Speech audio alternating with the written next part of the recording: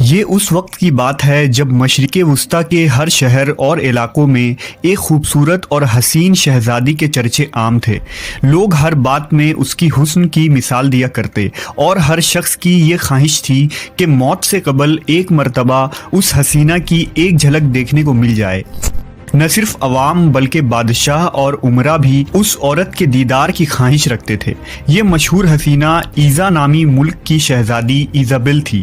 یہ وہ دور تھا جب حضرت سلیمان علیہ السلام کی وفات ہوئے کئی سال گزر چکے تھے اور بنی اسرائیل کی عظیم سلطنت دو حصوں میں بٹ گئی تھی۔ شمالی علاقے میں اسرائیل اور جنوب میں یہودیہ نام کی دو ریاستیں بن گئی تھی۔ اس زمانے میں اسرائیل پر اخیعب نامی بادشاہ کی حکومت تھی جو اسرائیل سلطنت کا 7واں بادشاہ تھا۔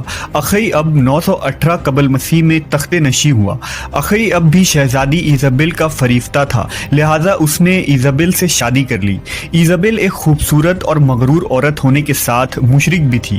وہ فنیقی بادشاہ کی بیٹی تھی اور فنیقیوں کے دیوتا بال کی پوجا کرتی تھی، جبکہ بنی اسرائیل اور بادشاہ اخیعب توحید پرست تھے اور حضرت موسیٰ علیہ السلام کے شریعت پر عمل پیرا تھے۔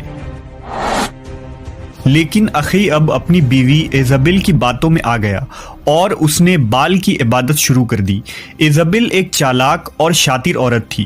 اس نے اخیعب کو اس بات پر راضی کر لیا کہ بال دیوتا کے لیے ایک مندر اور بت کی تعمیر کروائے تاکہ بنی اسرائیل میں بال دیوتا کی پرستش کی اشاعت ہو اور لوگ اس مشرکانہ دین پر آ جائیں۔ لہذا بادشاہ نے اسرائیل کے دارالحکومت سامریہ میں بال دیوتا کا ایک عظیم مندر تعمیر کروایا اور بال کی ایک عظیم بت بھی بنوائی۔ یہ بت سونے کا تھا اور اس کا قد 20 گز تھا۔ اس کے 4 منہ تھے اور 400 افراد اس کی خدمت میں مامور کیے گئے تھے۔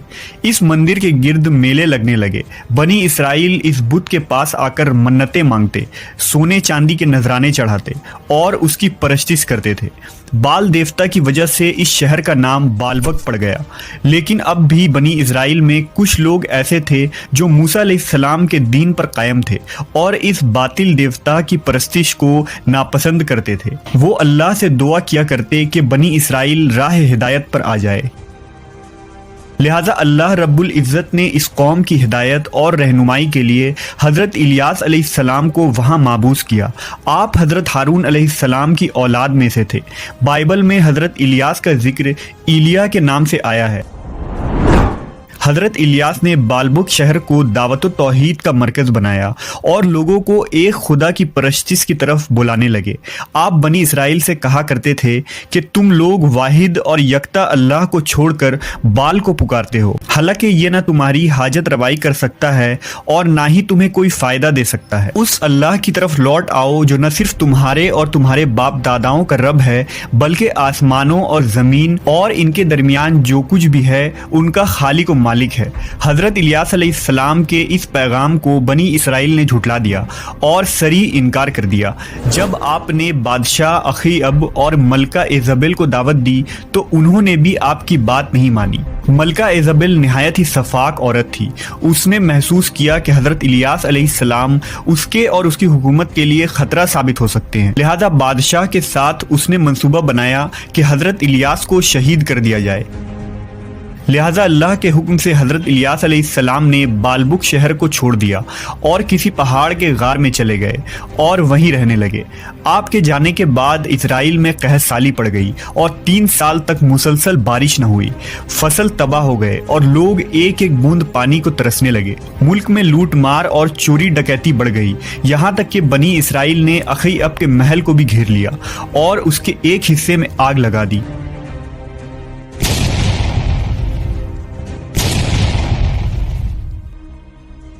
آخر کار اخیعب نے حکم دیا کہ حضرت الیاس علیہ السلام کو تلاش کیا جائے۔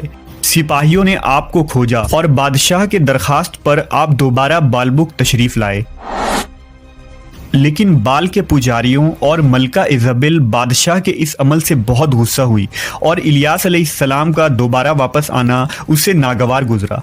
हज़रत इलियास ने बादशाह और बनी इसराइल के सामने एक तजवीज़ रखी कि बाल के बड़े पुजारी अपने माबूद के नाम पर जानवर की कुर्बानी दें और मैं अपने माबूद अल्लाह के नाम पर कुर्बानी दूंगा। जिसकी कुर्बानी कबूल हो गई उसका खुदा बरहक साबित होगा और फिर पूरी कौम उसी माबूद से बारिश की दुआ करेगी। उस दौर में कुर्बानी का ये दस्तूर था कि कुर्बानी के बाद जानवरों को खुले मैदान या पहाड़ की चोटी पर रख दिया जाता और आसमान से एक आग आकर उसे जला देती, जो इस बात का सबूत होता कि ये कुर्बानी कबूल हो गई। लिहाजा अगली सुबह कोह करमल के ऊंची चोटी पर एक तरफ हजरत इलियास अलैहिस्सलाम खड़े थे और दूसरी तरफ बाल के पुजारी मौजूद थे।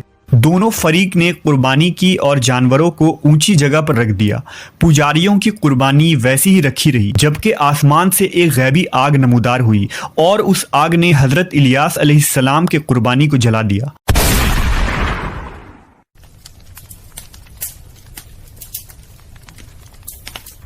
ये देखकर बनी इसराइल में शोर मच गया, बादशाह पर लर्जा तारी हो गया और हक वाज़ेह हो गया कि इलियास अलैहिस्सलाम का खुदा उनके साथ है और वही खालिक हकीकी है। लिहाजा अख़य्युब ने इलियास अलैहिस्सलाम से माफ़ी मांगी और पुजारियों को कत्ल करने का हुक्म दे दिया। हजरत इलियास ने अल्लाह से बारिश के लिए दुआ की। देखते ही देखते आसमान पर घटाएं छाने लगी और मौसलाधार बारिश शुरू हो गई।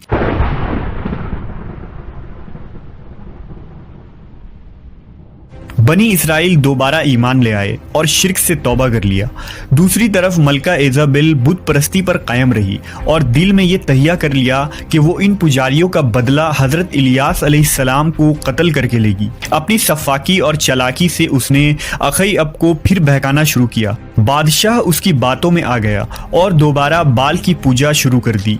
बनी इसराइल जब बारिश से सैराब हो गए और उनमें खुशहाली लौट आई तो वो भी हजरत इलियास अलैहिस्सलाम के दीन से फिर गए और दोबारा फस्क फजूर और शिर्क में मुब्तला हो गए। मलका इज़ाबेल हजरत इलियास अलैहिस्सलाम की जान की दुश्मन बन गई। मजबूरन आपने बालबक को खैराबाद कहा और कोह सीना पर चले गए। बनी इसराइल खुली निशानी देखने के बावजूद अल्लाह के मुनकिर हो गए। उनमें शराब नोशी, जिना, शिर्क आम हो गया और बालबुक फिर से उन बुरे कामों का मरकज बन गया। लिहाजा इलियास अलैहिस्सलाम ने अल्लाह से दुआ की कि या तो ये कौम राह रास्त पर आ जाए या उन पर अजाब इलाही नाजिल हो जाए। अल्लाह की तरफ से बनी इसराइल के लिए अजाब का फैसला हो चुका था और अब कहर इलाही का आना करीब था। इसराइल और यहूदिया के सरहदों पर वहशी कबाइल आबाद थे जो लूट मार किया करते थे, लेकिन अब उनकी आबादी भी बढ़ चुकी थी और वो काफ़ी ताकतवर भी हो गए थे। उन्होंने इसराइल पर हमला कर दिया और सारे शहर में लूट मार करके आग लगा दी। पूरा शहर तख्त व ताराज हो गया। हर तरफ लाशें और बर्बादी दिखाई देती थी।